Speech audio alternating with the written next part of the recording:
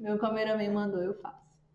Boa noite, gente. Bom, esse mês de agosto é o mês do nutricionista, é um mês bastante especial. Esse ano eu completo 9 anos como nutricionista, então realmente é um mês especial. E aí eu escolhi o tema de saúde da mulher para falar ao longo desse mês. Então a gente vai começar falando sobre climatério e menopausa, tá? Que é uma fase especial para a vida da mulher, é uma fase em que ela passa por transformações, tem conflitos, mas é uma fase que também é muito bonita e que a gente consegue melhorar a qualidade de vida dessas mulheres por meio de uma alimentação equilibrada e por meio da fitoterapia também. Então, hoje em dia, a mulher ela tem estratégias, né, para se cuidar e tudo mais. Antes de mais nada, quero falar que todo o material que eu vou dar aqui hoje, ele não substitui uma consulta com um especialista, um ginecologista, né? Para investigar a necessidade de reposição hormonal. A gente vai falar aqui de algumas estratégias, né, que podem ser alternativas à reposição hormonal. Então, vou falar de alternativas de reposição não hormonal, de controle de hormônios femininos, tá? Então, isso não substitui o acompanhamento com um especialista, tá bom? E mais importante também, gente, do que tudo isso que eu vou falar aqui da parte de nutrição e da fito, falar para essas mulheres que o climatério é uma fase da vida em que o corpo ele precisa de atenção. Então, as mulheres nessa fase, elas precisam trabalhar muito autocuidado, autopreservação, autoconhecimento.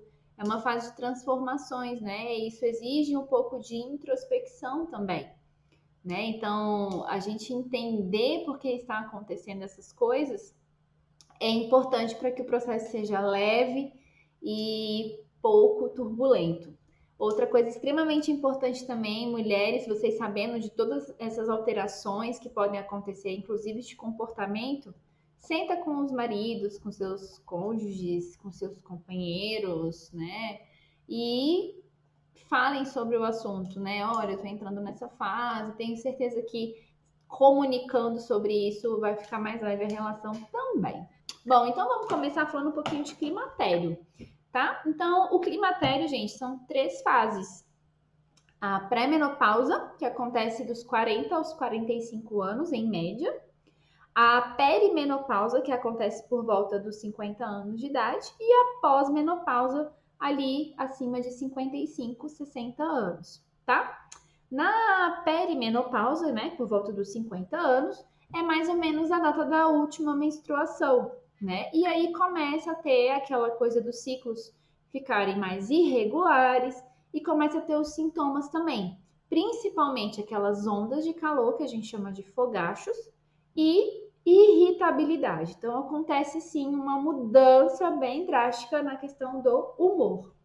E na fase pós-menopausa, que acontece entre 55 e 60 anos, dependendo da mulher, começam os outros sintomas, por exemplo, como a secura vaginal, algumas alterações urinárias, redução, uma queda bem importante da libido. Por isso que é importante falar com o companheiro, né? Olha, eu tô passando por essa fase, tem um pouco de paciência, vai melhorar, né? E aumenta também o risco de ter osteoporose e o risco de ter doenças cardiovasculares. Tudo isso porque, com a queda do estrógeno, que é um dos hormônios, a gente também reduz a produção de óxido nítrico, que é uma substância responsável pelo relaxamento vascular. Então, quando eu tenho uma redução do estrógeno e do óxido nítrico, eu começo a deixar essas paredes dos vasos mais enrijecidas, e isso pode causar um problema cardiovascular, tá? Além disso, o climatério ele pode favorecer outras situações, como por exemplo, mudança na distribuição de gordura da mulher, então ela começa a ter um acúmulo de gordura na região abdominal.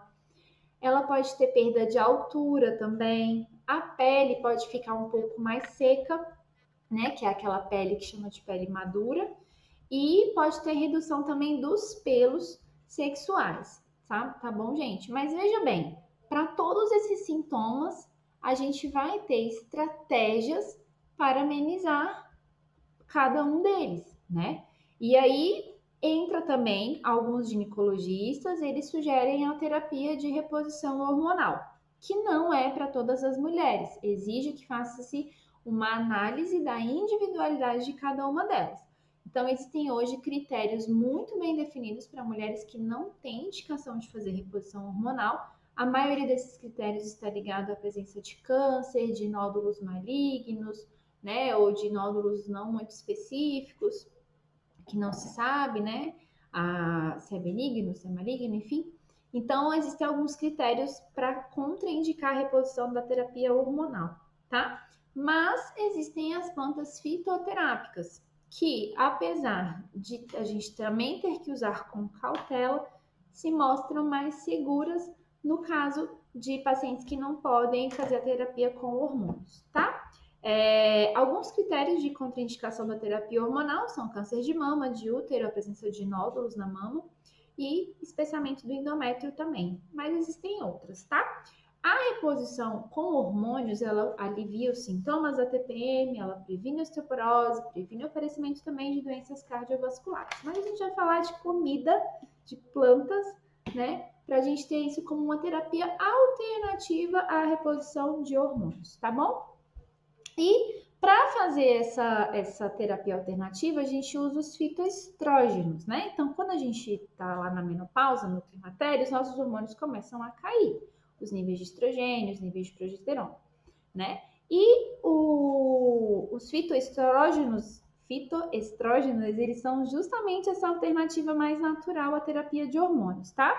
E também os fitoestrógenos, eles são muito escolhidos por terem baixos efeitos adversos, tá? E os fitoestrógenos, eles são as isoflavonas, que talvez seja o mais conhecido atualmente, as lignanas e os colmestanos.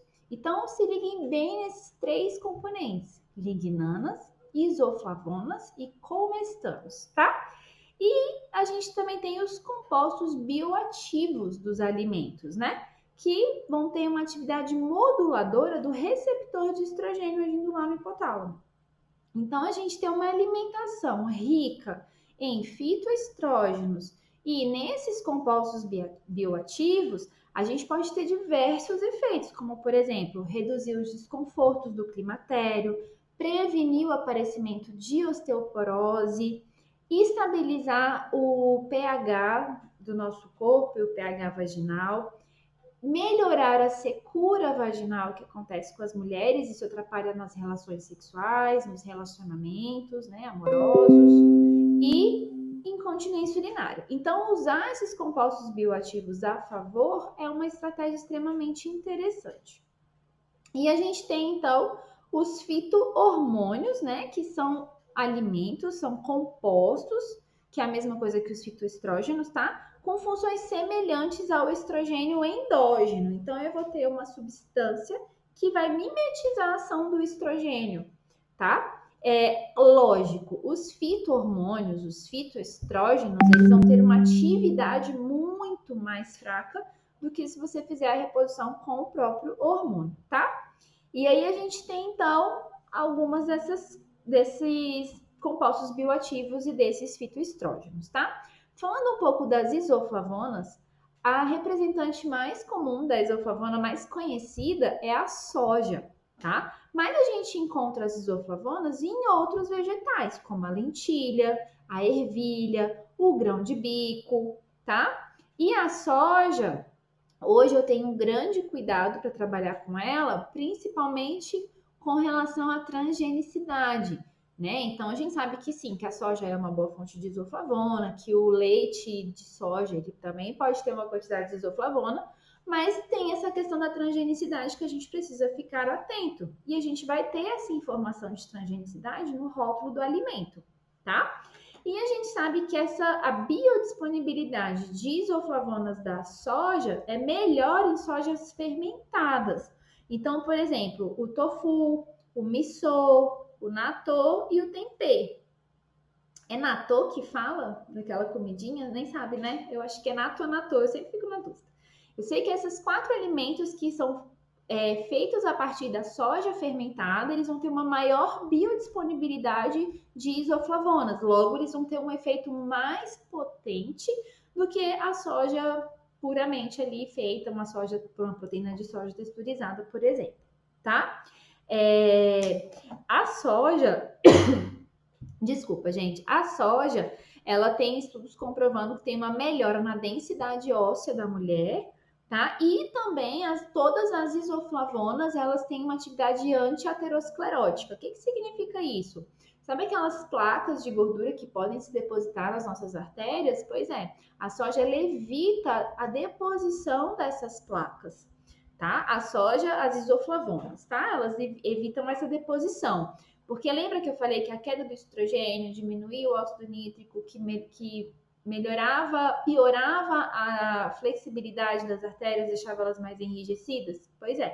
Então, essa é uma das justificativas porque o consumo das isoflavonas auxilia nesse processo do climatério, prevenindo contra doenças cardiovasculares, tá? Então, você aí que está na menopausa, está no climatério, comece a inserir esses alimentos. Você está com medo de fazer uma reposição hormonal, né? Comece a inserir o tofu, o natto, o tempê, o miso, o grão de bico, a lentilha, a ervilha, a própria soja. Confere lá se ela não é transgênica para a gente não dar tiro errado, tá bom? Vamos falar um pouco agora das lignanas. As lignanas, elas estão presentes em frutas, em grãos integrais, na linhaça, na aveia, no trigo, no germe de trigo, no farelo de trigo, tá? E aí ela tá presente nisso, ela tem uma atividade bem importante na prevenção contra o câncer de cólon, né, que é o câncer de intestino, diminui o risco, e também tem alguns estudos mostrando que diminui o risco de câncer de mama, tá? E protege contra as doenças cardiovasculares, assim como as isoflavonas, tá? O extrato da linhaça ou a farinha de linhaça mostrou algumas melhoras nas mulheres, mas isso não impede, por exemplo, que a gente coma outros tipos de frutas e outros tipos de grãos também. A gente não precisa ficar limitado à linhaça, tá? A linhaça também é contraindicada em casos de problemas de distúrbios tireoidianos. Então, se você é uma mulher que está na menopausa, está no climatério, né, passando pelo climatério, e tem alguma desordem de tireoide, não é recomendado o uso excessivo, uso abusivo, diário de linhaça, tá, gente? Então, a gente falou das isoflavonas, falamos das lignanas, que também são importantes, e agora a gente vai falar dos comestanos. Os comestanos, eles estão presentes nos brotos. Então, broto de alfafa, broto de feijão, broto da própria soja. A recomendação é do consumo de 10 gramas por dia, tá? Ele inibe a reabsorção óssea, ou seja, o consumo dos brotos, ele favorece a prevenção da osteoporose. Ele estimula também a mineralização óssea, né? Então, se você é uma mulher que está no climatério, apresenta uma osteopenia, por exemplo, ou tem casos na família de osteoporose, de osteopenia, inserir esses brotos na sua refeição diariamente, ali por volta de 10 gramas, pode prevenir que você tenha uma osteoporose futuramente, tá bom?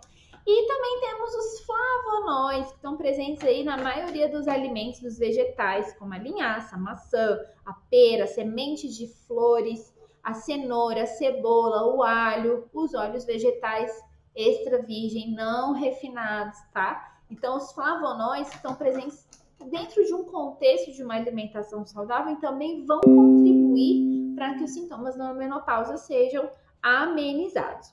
E aí agora eu vou entrar com vocês em algumas plantas, alguns fitoterápicos. Eu vou falar hoje de 2 fitoterápicos que a recomendação é feita por um médico. Eles são de prescrição médica. Eu vou dar uma pincelada aqui, porque eu não posso prescrever como nutricionista, mas se você está passando por essa fase, está em acompanhamento com o ginecologista, você pode chegar para ele e fazer, olha, o que você acha dessa planta? Eu ouvi falar sobre ela, que ela melhora os sintomas e tudo mais, tá?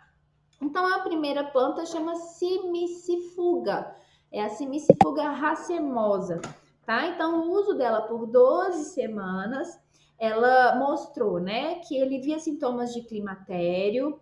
Para mulheres que estão me assistindo aí, por acaso, vão parir, né? Estão fora do climatério, mas estão grávidas, pode aliviar a dor de parto também. E a simicifuga também tem uma ação serotoninérgica, né? Então, para aquelas mulheres que estão na menopausa, estão muito irritadas, com uma mudança, uma oscilação de humor muito grande, ou em estados mais depressivos, mais apáticos, a simifuga pode contribuir. Ela melhora os fogachos, melhora aquela sudorese noturna. Tem muitas mulheres que param lá no consultório e falam, nossa, de madrugada parece que acenderam uma fogueira do meu lado, veio aquela onda, eu tirei a coberta, mas logo depois estava com frio. Então a simifuga pode contribuir para ajudar nisso, tá, gente? Então a simifuga ela melhora a qualidade de vida das mulheres na menopausa, no climatério, tá? E ela também tem estudos mostrando que melhora tanto o metabolismo ósseo quanto o metabolismo do endométrio, tá bom? A outra planta que eu trouxe para vocês é o trevo vermelho. Eu confesso que eu não conhecia ela até estudar esse assunto para trazer para vocês. Também é uma planta de prescrição médica, tá? E ela tem uma atuação em sintomas de ansiedade e depressão, melhorando o humor da mulher que está no climatério na menopausa, tá? E a única contraindicação dela é não ser utilizada com medicamentos anticoagulantes, tá? Então, trevo vermelho, mais uma opção aí natural, alternativa à terapia de reposição hormonal para o climatério, tá?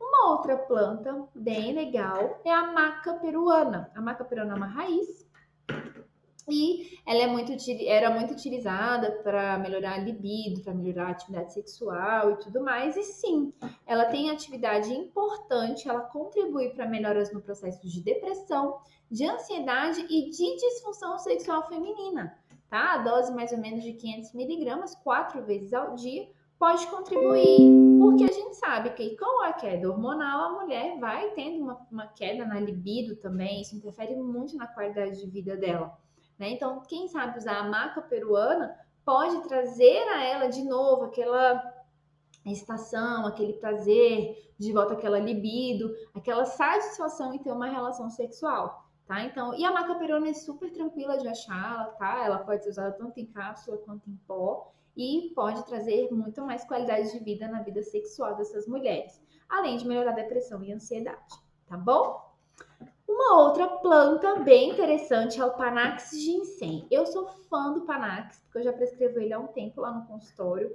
Mas é engraçado, porque eu prescrevo o Panax e eu não sabia que ele ia aparecer aqui. Quando eu fui estudar, dei de cara com ele. O Panax ele é muito legal para indisposição, para modular o cortisol. Então, se você está muito cansada, se você está estafada do seu trabalho, se está sem energia, o Panax ele te dá aquele boom. Isso acontece muitas vezes com as mulheres na menopausa, pelo menos as que aparecem lá para mim no consultório para trabalhar com elas, né? Mas o Panax ginseng, com relação ao climatério, a gente viu que ele melhora também a função sexual, ele melhora na excitação da mulher. Então isso também é muito importante, ter uma vida sexual saudável, né? O Panax ele também previne contra doenças cardiovasculares e melhora os sintomas em geral do climatério e da TPM. Certo, gente? Então, o Panax ginseng para aquela mulher que tá assim, indisposta, não quer nem levantar da cama. Panax ginseng. O Panax tem outras propriedades também. Ele é antioxidante, ele melhora na glicemia. Então, se você, por exemplo, é uma mulher no climatério indisposta e que tá com a glicemia ali um pouco acima, ou uma suspeita de uma resistência à insulina, né? Tá com o metabolismo de glicose um pouco atrapalhado, o Panax ginseng também é uma boa opção de escolha. Outra planta que eu trouxe é o Vitex agnus castus. O Vitex, ele também é muito indicado para TPM, tá? Mas isso aí a gente vai falar numa outra aula. E o Vitex agnus castus, ele melhora tanto a questão dos fogachos, que são aquelas ondas de calor, e melhora o humor, deixa a mulher mais estável, tá? As doses mais ou menos ali em torno de 40 miligramas dia, né? Eu já consigo ver alguns resultados no consultório, tá? Outra planta é o fenogrego, que também tem a ver com o desejo sexual da mulher da menopausa. E o fenogrego também tem muita alteração, muita melhora na fadiga, né? Então, entra também ali junto com o Panax ginseng, talvez seja uma estratégia interessante a gente associar essas duas plantas, visando o quê? Melhora na função sexual dessa mulher, melhora nessa indisposição, na prevenção das doenças cardiovasculares que podem acontecer decorrentes do climatério, né, e melhorar os sintomas como um todo. Talvez seja uma estratégia interessante, tá? E, empiricamente, tem mais uma planta que a gente ouve muito as mulheres falando e tal, que é a folha da amora, tá? A infusão da folha da amora parece melhorar os sintomas da menopausa, tá bom? Portanto, mas assim, eu não achei muito material sobre a folha da amora e tal, um estudo grande, né, com muitas mulheres e tudo mais.